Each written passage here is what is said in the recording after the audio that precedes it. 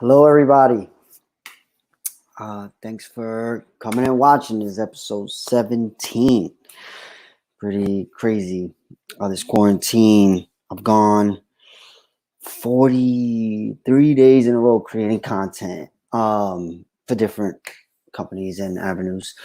17th on this one today. So today's episode will be about me continuing to write my book. I really like that episode. More for me. Hopefully it helps somebody who's thinking about writing a book. I'm figuring it out on the fly here on live.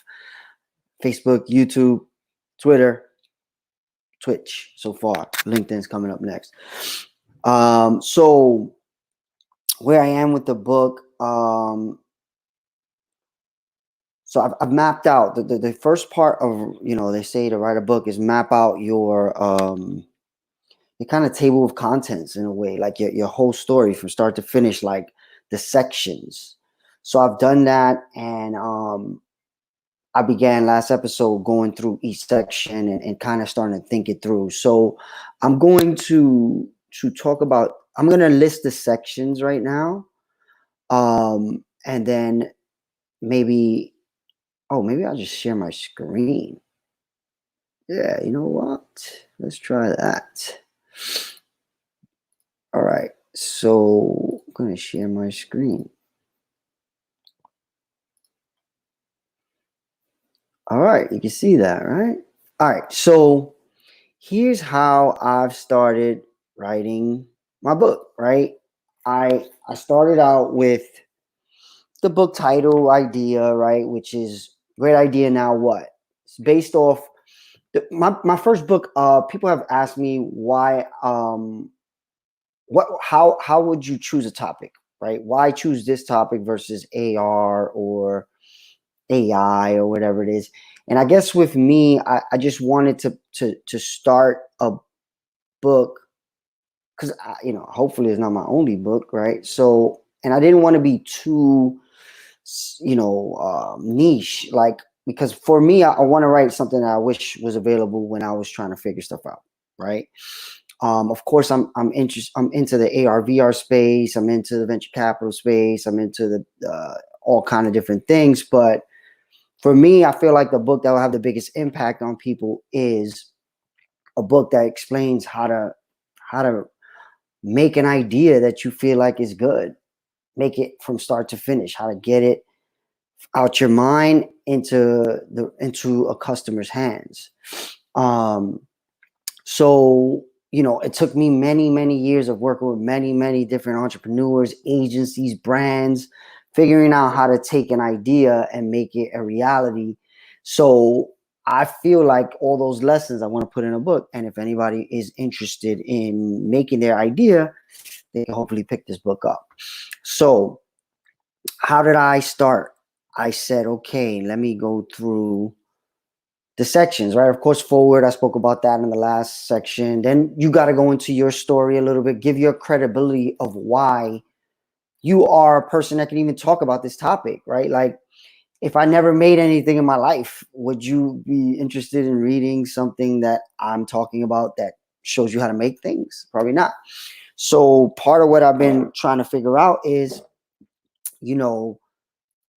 how do you start with the credibility, right? So talk about history, all the stuff I've worked on, different companies I've worked at, Meta Bronx, working with startups, all that, right? So that's pretty much what's gonna go in my story, which I gotta get deeper into that, and hopefully in this series I'll do it public right here, and then right. So my story so far, it's very similar, I'll be honest, to the TED Talk thing, because the TED Talk, I had to figure out how to do that in a short time. But when you do that, you got to kind of get deep into your history, and then you chop stuff away, right? So, I was born in the Bronx, got a stolen computer when I was 10 years old, learned how to code, learned how to animate, went on to work for brands, agencies, startups. And then when I started to learn about the startup game is when I started to learn about how these things normally go. So that's where a lot of this will come from. And then, you have your big idea. What, right? So the big idea, whether you have an idea or you want to come up with one, the mindset is a big part of it. So, I'll get into that. Then how do you know it's a good idea? We spoke about this in the last one, but just in case it's the first video you see in this series. How do you know something's a good idea? It's really hard to know, right? I'm sure the first time the Uber guys were like, "Oh, I'm gonna make sure you can order somebody's car who you never met before and jump in it, and they'll take you wherever you need to go." I'm sure people thought they were crazy, right? But they thought they had the right mindset to say, "No, you don't see the future. You don't see how this will work." But they also thought it was a good idea. They pitched it around to investors. Many didn't think it was a good idea, but they did, which happens pretty much all the time. So with me, what I've seen, the way I'm going to break this section down is how do you know it's a good idea? First, it has to be an internal like fire that it keeps presenting itself to you, right? It keeps coming up in your mind. And that's one of the first ways I've seen. The second way is to tell people and see what they think, right? Of course, most people are going to be like, "Oh, I don't know about that." But some people will be like, "That's a really good idea," and they'll keep coming back to you month after month, like, "Damn, that's a really good idea." So I've seen that with many, many things, right? And then when you're trying to get a team together, right? So that brings me into the next section, which is how to start, right? So it's either time or money. You either need time from yourself and people, or money to pay people to do what you need, right? So a team, if you're talking to a team about the idea and you're trying to get people to come into the idea with you, if you're trying to break it down to them and they're not really buying in, it's going to be tough to get investors to buy in, right? So you want to be able to get your sales pitch down of why you think this is such a good idea. And you could be wrong. Most of the time people are wrong, right? Most ideas don't work out. But for me, what I've seen is the ideas that get built are the ones that people are obsessed with, right? You become obsessed with it. It's like, "No, man, this thing, I know there's something here." Like people like me, we have 20 ideas a day, right? But it's the ones that keep coming back. Like, "Damn, I should have done that." And I still have ones that I've thought of 10 years ago that I'm like, "Damn, I would have thought somebody would have done this by now. Maybe I should do it." But, one thing at a time. So, how to start, which I spoke about in the last one. Go back, it gets deeper into it. But the easiest way to take money from an investor is called the safe note. I go deeper into that in the last episode. Then we talk about the mentality. Mentality will be habits, motivation, fear, and then failure. And so I might become fear of failure. I might change that. Fear of failure. So I look at entrepreneurship as independence. To me, entrepreneurship equals independence. It's not about being rich. It's not about the private jets. It's about controlling your own destiny, right? So that is very different than having a steady paycheck, a comfortable life. It's very different. And as an entrepreneur, you kind of have to get comfortable with fear, because it's literally not normal to do this, right? Like the normal safe route is have someone hire you, get your paycheck every week, spend that money, come back to work, right? An entrepreneur is different. It's saying, "All right, I'm going to figure out how to make the money and pay people. And when things hit, like right now, it's going to be on me to figure this out and deal with the bullshit," right? So what I've seen right now, and it's been very inspiring, is all the entrepreneurs really start to get busy.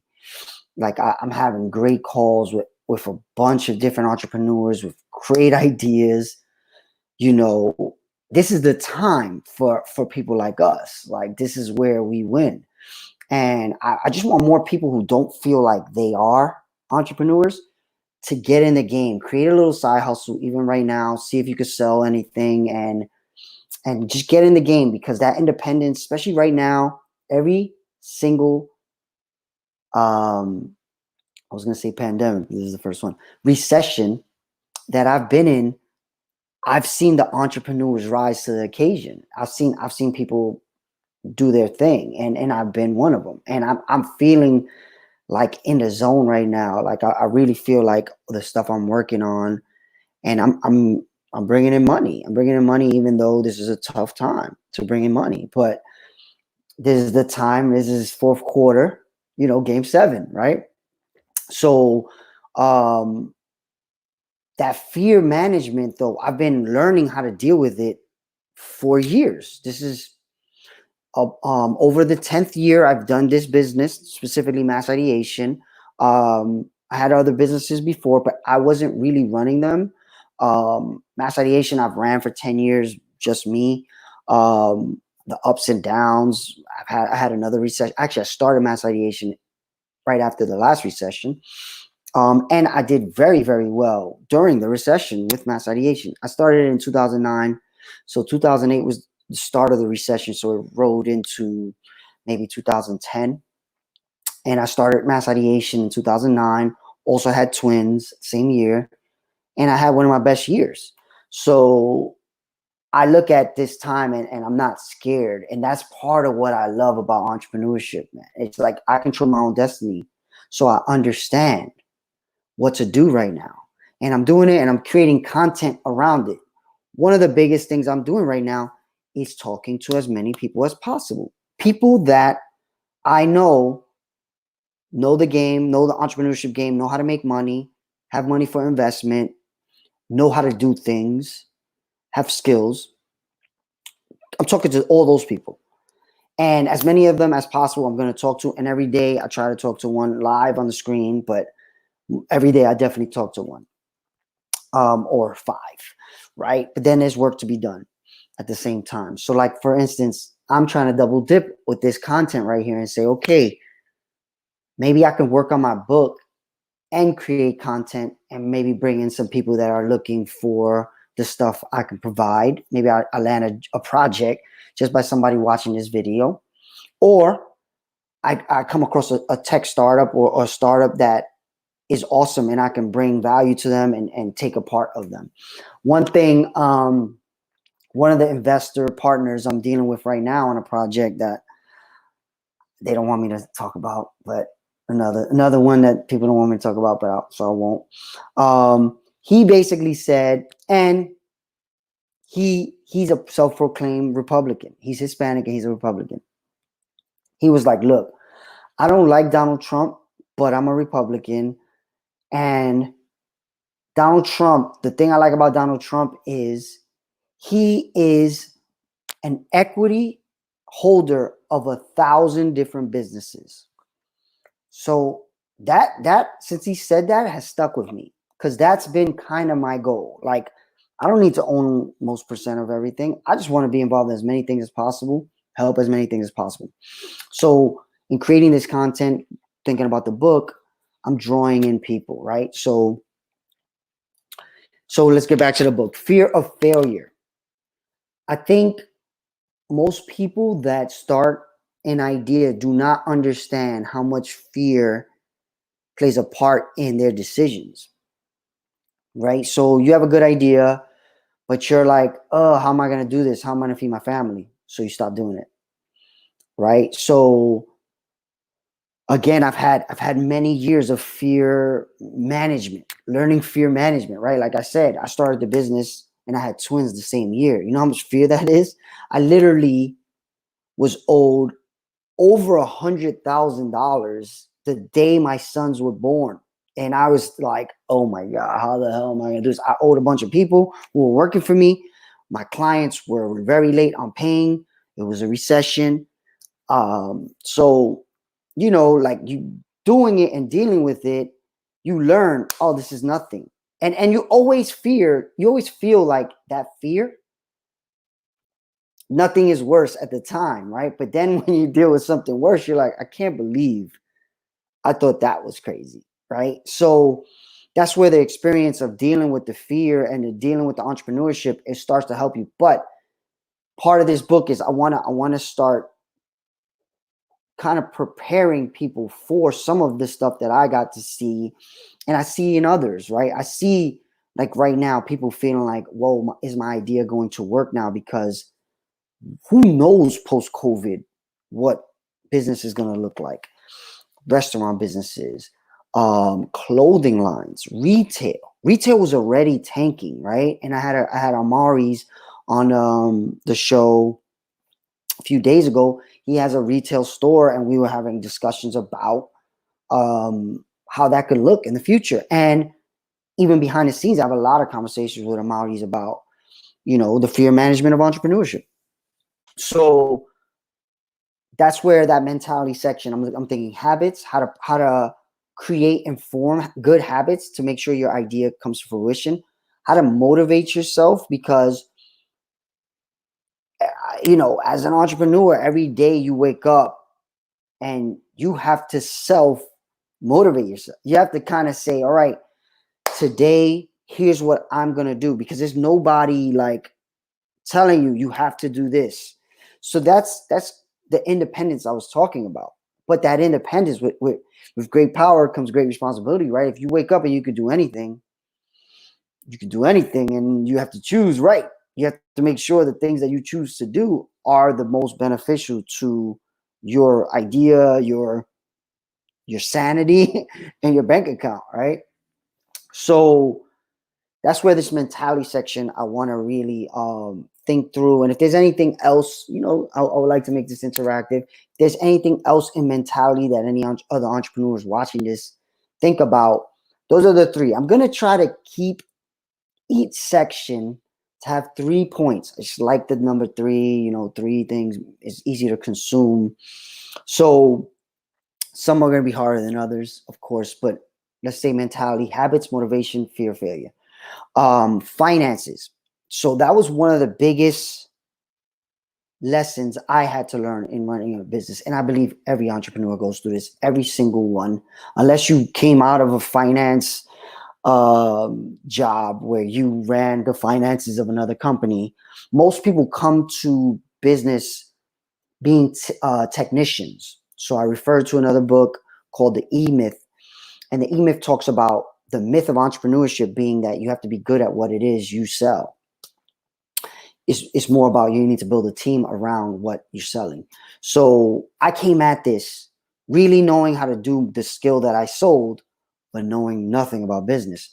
So one of the first things I realized, like I said, that first year, I did very, very well, have no clue how I spent that money. Like I blew that money for sure. Like I was going crazy. And I think everybody goes through this. Like I think a lot of people, when you talk to entrepreneurs, especially when you raise funds, right? A lot of people, you raise $1 million.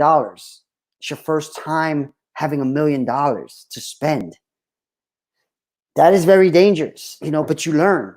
And I've known a few people that have gone through this, and they're like, "Ooh, if I had to do it again, here's how I've done it." Same with me. One of the key first areas is understanding where you're spending and making decisions on that in real time. Because when you're flying high and the money's coming in and you're saying, "Oh, don't worry, I'll spend this 1,000 because I know I'm making 10. I'll spend this 6,000 because I know I'm making 50. I'll spend this 10,000 because I know I'm making 100." But you don't understand that when you make that 6, you're paying out 3. You have another 4 of expenses, but you've spent 4 in expenses thinking you had 6, but you had to pay out the 3. So you actually lost money. Stuff like that.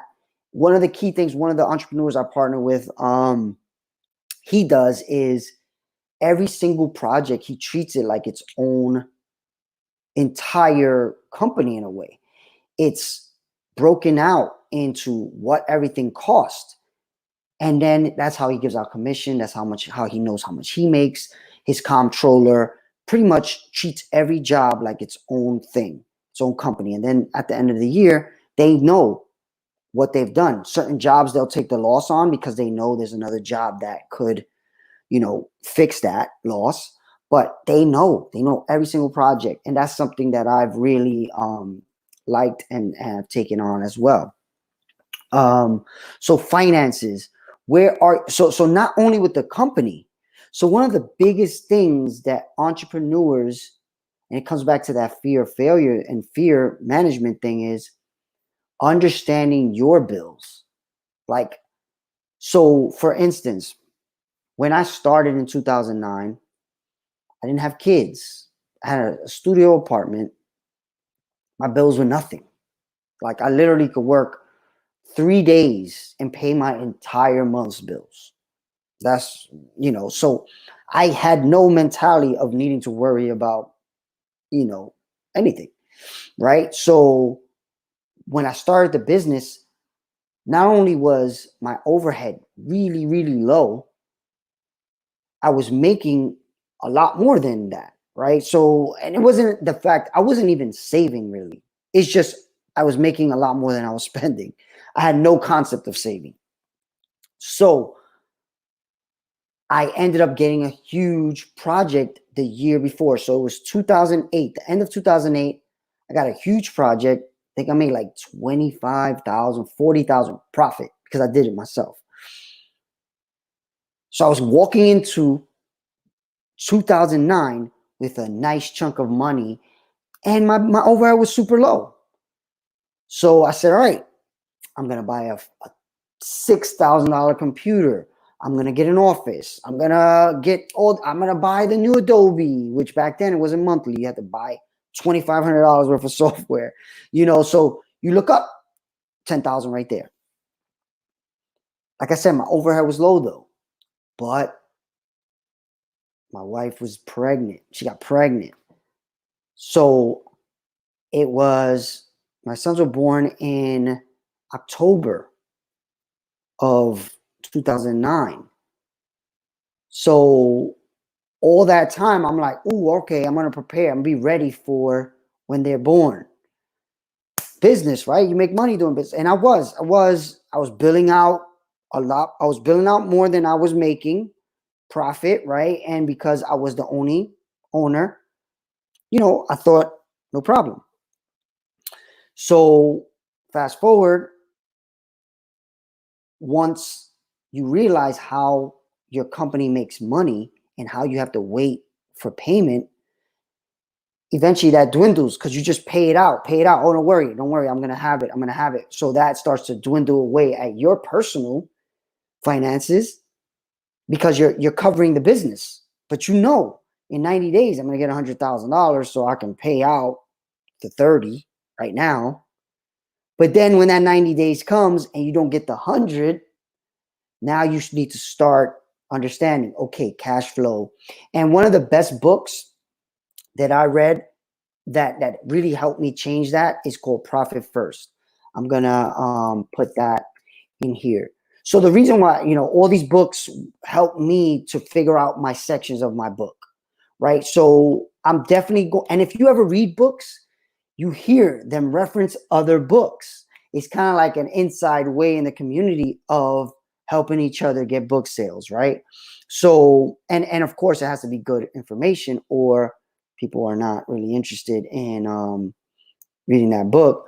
But I'm going to put in the link here, Profit First. It was a really good book that basically tells you how to look at every dollar that comes in, separate it out, put it in different bank accounts so you can't even spend it without having a very hard time.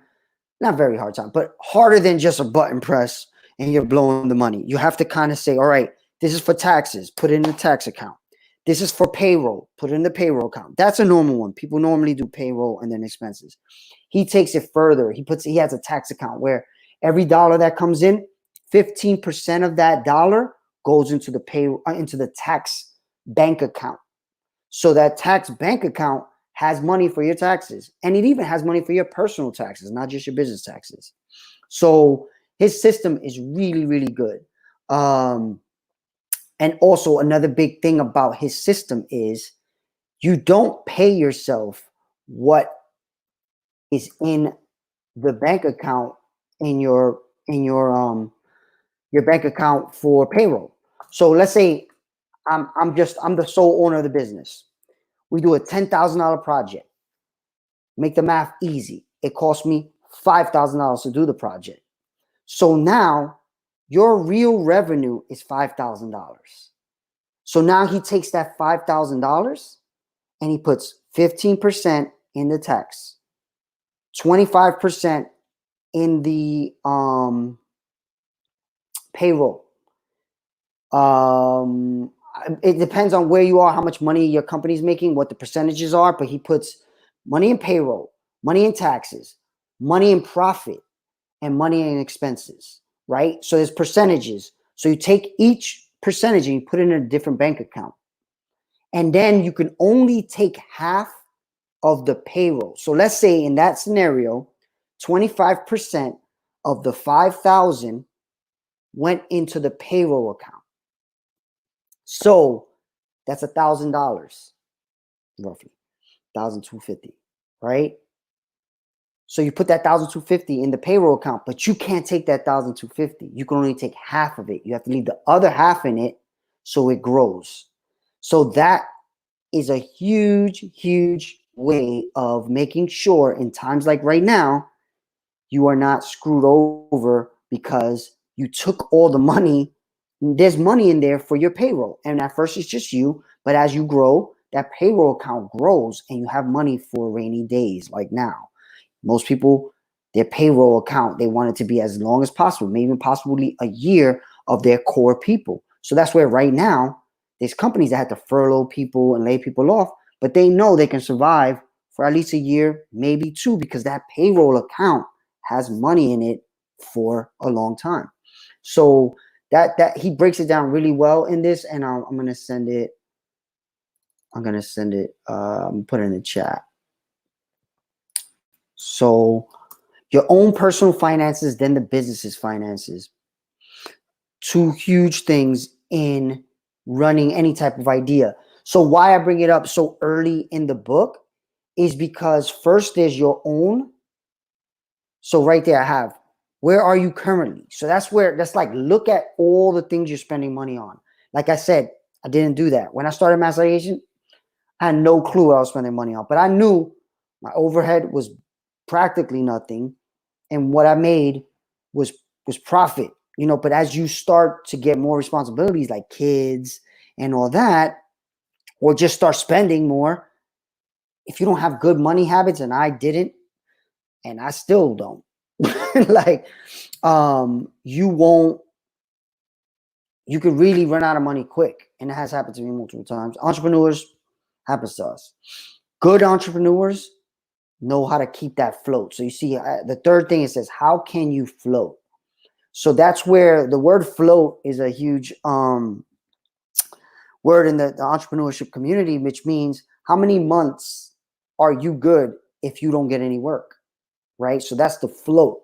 So if I told you my payroll account has 6 months of float, that means I could cover payroll for 6 months if we don't even bring in another project, right? But then there's personal float, like your own house, car, whatever, whatever it is that you pay for every month. You need to really understand what that is and have, I have a chart that has when things are good, what I'm willing to pay for, and when things are bad, what I have to pay for. So like right now, I cut out all the things that are when things are good. I'm not paying for the extra, subscriptions for the classes that right now don't make sense. So for instance, this morning, I have a class that I take about public speaking. Costs $100 a month, but right now there's no real opportunities like that. Even though I'm doing one next week, but it's not as big of an opportunity.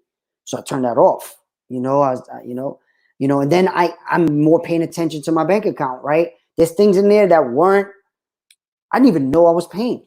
like let alone are in the necessary tab.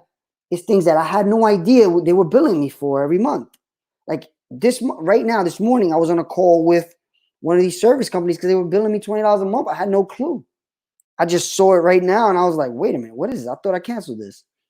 So you got to really understand your personal situation, because what happens is your flow as the idea owner is the most important. Because if you have to remove yourself from the idea because you have to go work and you don't have enough time to deal with it, idea over. So what do you have to do to maintain, right? So, I've just put in, like I said, the 3. You have to figure out what it costs you to actually live, and then what is it costing you to live right now? Because, the Starbucks, the club, buying a bottle, whatever it is, that Netflix subscription, that Hulu and Netflix and Disney Plus, all that stuff, it adds up. So if you take it and you say, all right, if shit got crazy, what do I need to remove? What is the bare minimum? Rent, car insurance, cell phone, stuff like that. You have that list, and it's like, all right, even food. For me, there was eating out. I literally, in my thing, I got line item, because when you're outside and you got to eat, that's a good $15 each time.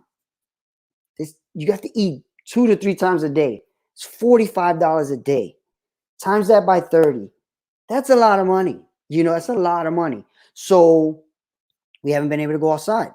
So been saving that like gangbusters, right? Like end of the day, I'm spending like $2 every time I eat, maybe less. So things like that, though, once you come out of this, can you still keep those habits? And I had Sky, who last Friday, she was on the show. Her app is going to help people do that. Now I'm being one of the first people to test it. So finances, you got to figure out your own personal finances. Make sure you understand them. You know how to manage them. You know the levers of, okay, things might get hard.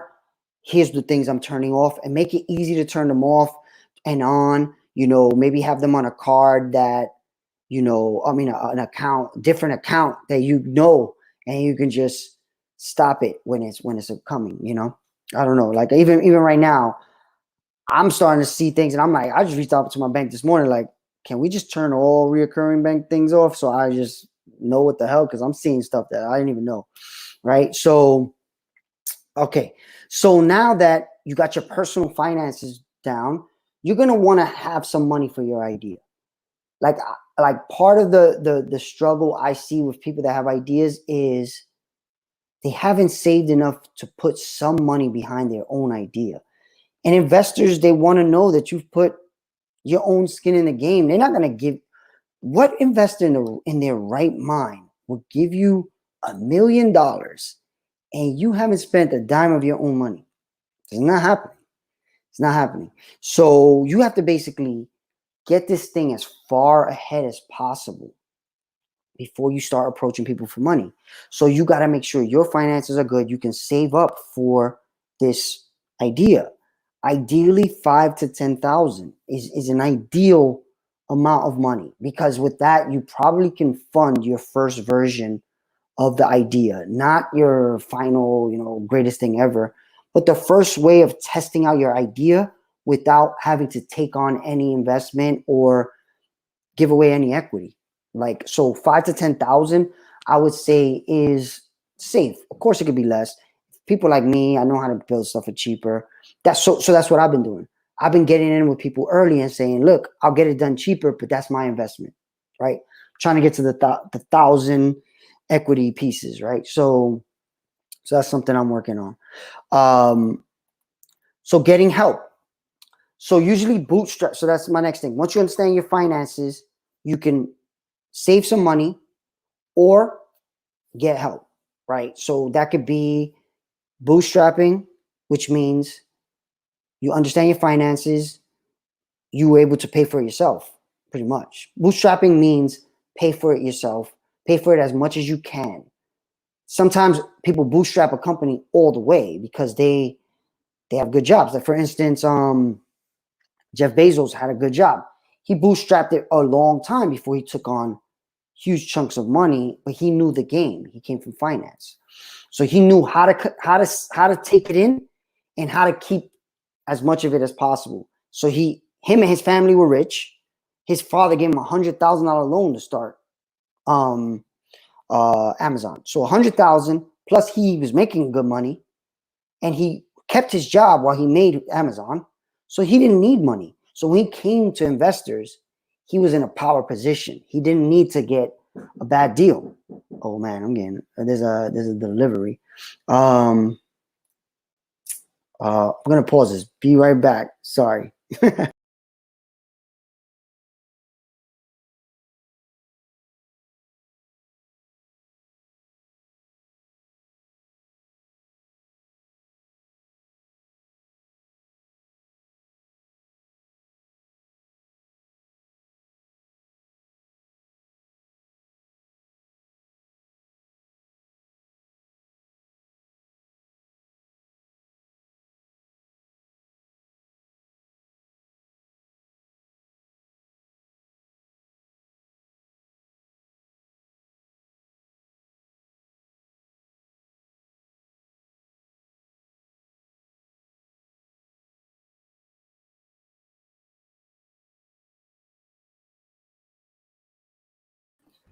Sorry about that. Package.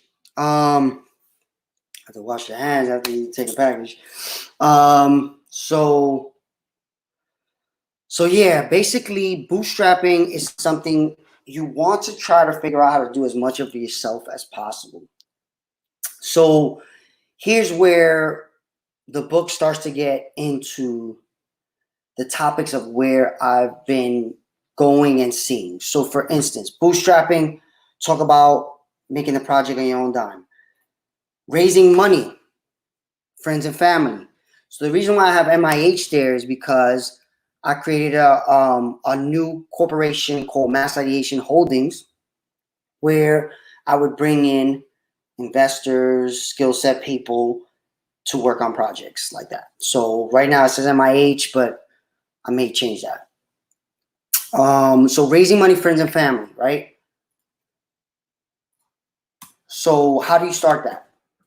This is where I will talk about slicing pie, right? Again, reference a book. I will explain about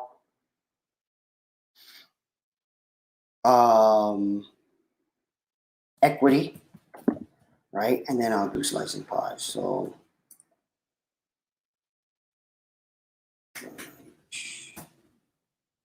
equity, slicing pie.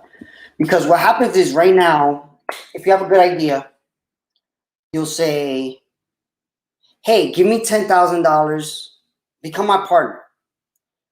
This is how, before I knew anything about this whole thing, I've literally had people give me blank checks, bags of cash. I want to be a 50-50 partner. Here's $50,000.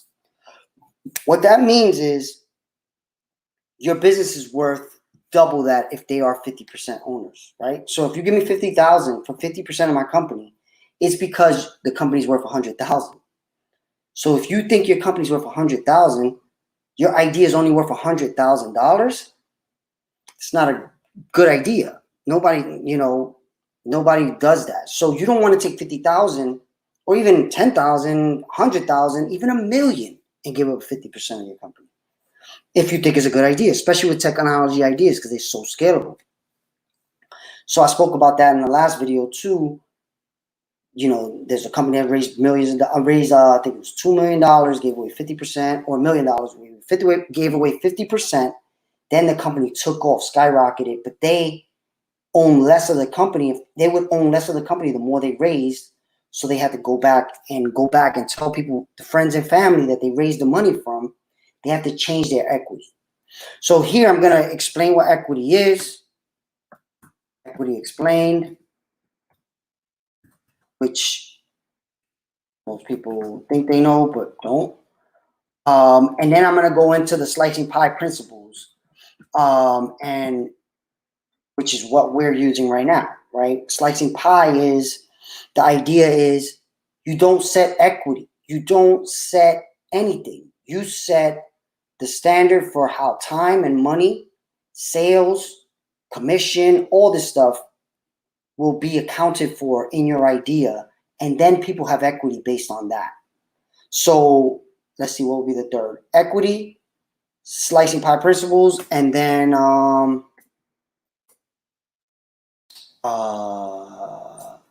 so again, thinking this through live, the way I see it is maybe there's equity, explain equity, then explain how to give it out, and then explain when it sets. So what happens in slicing pie, for instance, is, let's say it's me and another person. Let's go back to the hot dog idea. Right? Today, I am the 100% owner of the hot dog idea. I spent 50 hours working on the business plan. I throw those 50 hours into the slicing pie model. So now I own 100% because I spent 50 hours.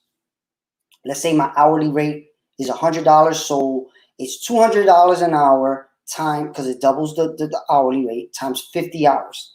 So that means I've just contributed $10,000. Yeah. So now I've contributed $10,000. Somebody comes in, developer. He's willing to give his time, but he's also willing to put $10,000 in. That $10,000 is worth $40,000. So now he puts 50 hours plus 40,000 into the business. He owns more of my idea than I do, but he deserves it. He gave me money and he's giving me his time for my idea. The biggest thing to learn is it's better to own 50% of something than 100% of nothing, right? So if that developer didn't do that, would the idea exist? No, right? So let's say he did what he did. My idea, I worked 50 hours, I made the business plan, the developer developed it and put in 10,000. Doesn't he deserve more, or she deserve more? They do. Now what? Let's say we take what we got and we take it to investors, and the investors say, I love it. I want to give you $1 million or $5 million, whatever. Now that pie, wherever it was, sets, and we say, all right, you own 75, I own 25, but now we get a salary. And we grow our equity through investing back in the company, right? Not through hours in the early time. So the book really gets into it, but the idea is, in this book, I'm going to say what happens once you raise the money. Once a significant raise. I'm going to do a significant raise. So, and I'm living this right now. We're working on multiple projects where we're in various phases of this. So the reason I have Village Capital here is because there's different models to taking in money, right? So there's venture capital, there's cooperatives, right? And there's business loans, right? So maybe I'll put business loan. Business loans are usually based on your personal credit, right? So you want to take money from a bank and have them fund that idea. The first idea most people think about is, I'll take a business loan. But business loans are based on your personal credit. So your personal finances better be good. Your credit better be good, or you're not getting a business loan, right? So there's grants and different things like that, but those are hard to get. Business loan is the normal way most people think, so I'm going to adjust it. A business loan, to get a business loan, your credit needs to be a certain level. Your bank accounts have to look a certain level. You have to be able to show that you can pay this loan back. So if you are, let's say you want to borrow $10,000. Let's say you make the math easy, $50,000 a year. So you make about $1,000 a week after taxes. Make the math easy. You come home with $750. 750 times 4 is 3,000. You borrow 10,000, but your bills are 3,000. the bank is not going to give you the 10 because you don't show that you can pay it back. Your bill's got to be 3,000 showing that you make 4,000, so they can see, all right, you can pay $1,000 a month if you need to pay this loan back, right? So this is where your personal finances have to be pretty good before you can even think about a business loan. So that's where people go to friends and family. So I'm thinking for the book, right, here's the getting help. Or maybe I don't call it getting help. I call it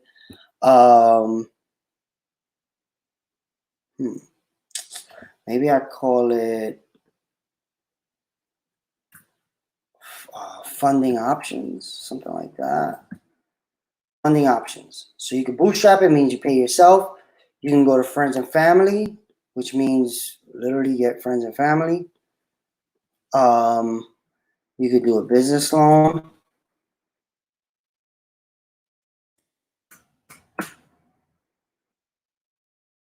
Do business loan, you do venture capital. So I have Village Capital because we work with Village Capital. So I'll get into my experience working with a venture capital firm, right? So again, credibility and information, because I could say all this stuff, but I'm not a multimillionaire. Like, you may not believe me. I may need to wait. Once I'm a multimillionaire, then people will pick up the book, right? But right now, anybody picking up the book may not believe that I know what I'm talking about because I haven't sold a company for $100 million, right? So that's part of my reservation in creating this book is I haven't done enough of it myself. I just seen it, and I've seen people do it. See people do it right, do it wrong. I haven't done it myself, but I am in the process of doing it, and that's where this information comes from. So venture capital is a whole thing. Like, it is an entire series of books, but I'm going to try to map it down into a section of this book. Then there's cooperatives. So most people don't even know what cooperatives are. Cooperatives is a new type of business model where people share the business. So what that means is we're being cooperative to each other to make sure that we get to the same goals. So right now, the way a normal business works is I start the company. I'm the only owner. I tell everybody what to do if I pay them. Option number 2 is can't afford to pay some people. I can afford to pay others. So the people I can't afford to pay, they become my partners. I can't tell them what to do. I can only tell the people that work for us what to do. Cooperatives means everybody in the business is a partner and they have a say in what the business does. Not equal say. It's based on different ideas, right? So let's say the hot dog company. If I wanted to make the hot dog company, and you know what? All right, figure that out here right now. I think I'm going to take the hot dog company idea and I'm going to map it out. I'm going to use that as the example that I write out throughout the whole book. Big idea. All right, so I'm going to put it here. Hot dog Uber for right now. I'll call it something better later. Right? So let's say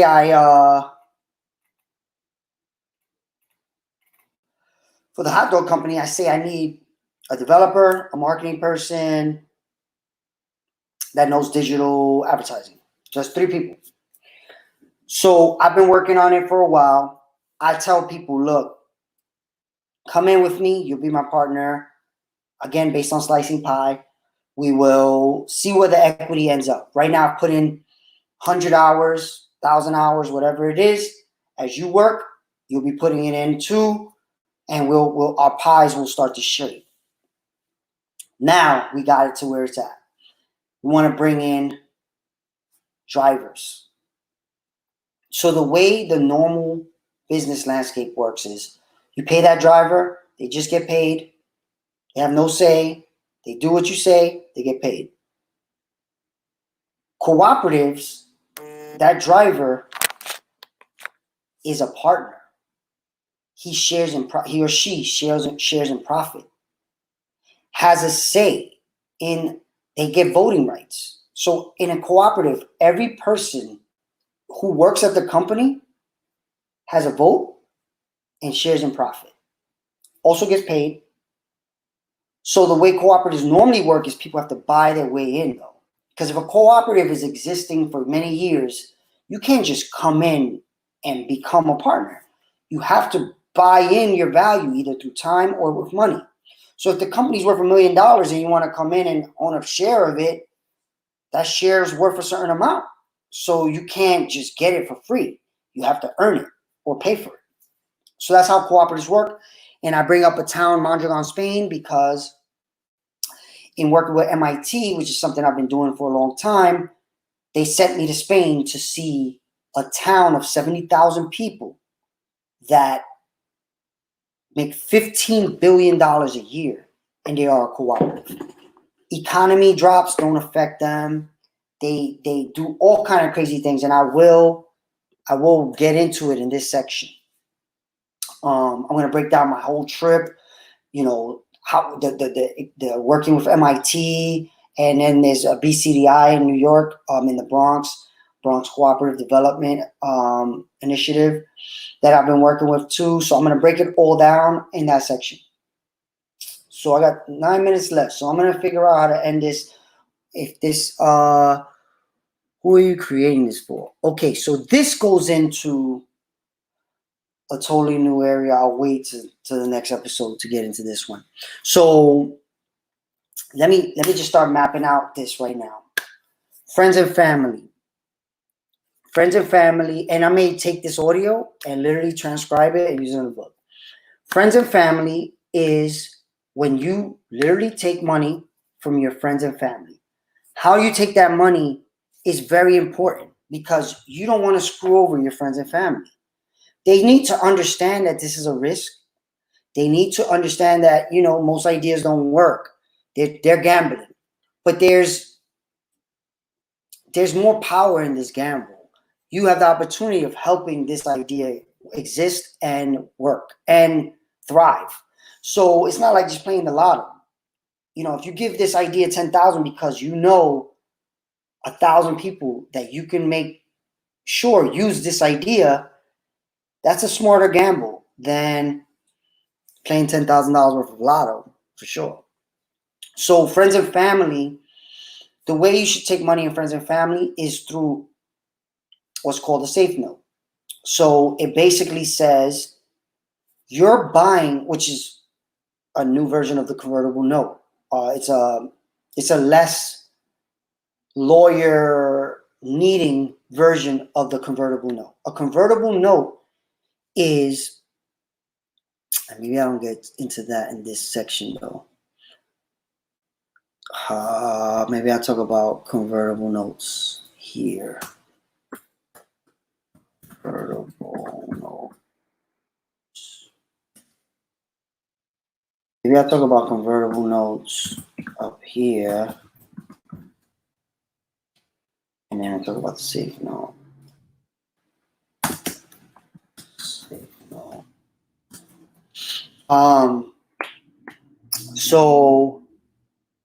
So basically, I guess here I'll talk mostly about how to make your friends and family aware of the risks. And then I'll have how to de-risk. Is that a word, de-risk? How to de-risk their investment. I've literally had friends who've reached out to me and said, look, I'm raising friends and family, but I'm letting you know that in the raise, I will give people their money back if it doesn't work in 3 months. That's not normal. He was trying to de-risk that investment for me. Even though me as a person that deals with this all the time knows that that's most of the time not true. And maybe even he may have believed it was true, but I still wouldn't view it as he's going to bring it back. You got to, when you give it, you got to almost look at it as you lost it. And if it comes back, awesome. So because you don't want to have problems with your friends and family. Like that's why this one I really don't like people doing. I'd rather it be bootstrapped as much as possible from yourself. And then when you bring in friends and family, you actually do it through a slicing pie model instead of just taking people's money. You say, look, you have a skill set that I need. Why don't you come in this idea with me and you'll help me. So right there, you're gaining equity for the time. Then if you give the money, it's much more understanding of the risk and the opportunity than just going to your mom and asking your mom. Like Jeff Bezos, he was able to get his parents to give him $100,000. I'm sure that was nothing for them. You know, it wasn't like going to, you know, it's not like taking your parents' retirement fund. You know, you don't want to do stuff like that because this is risky. So I'm going to get into that in this section, talk about how to de-risk their investment.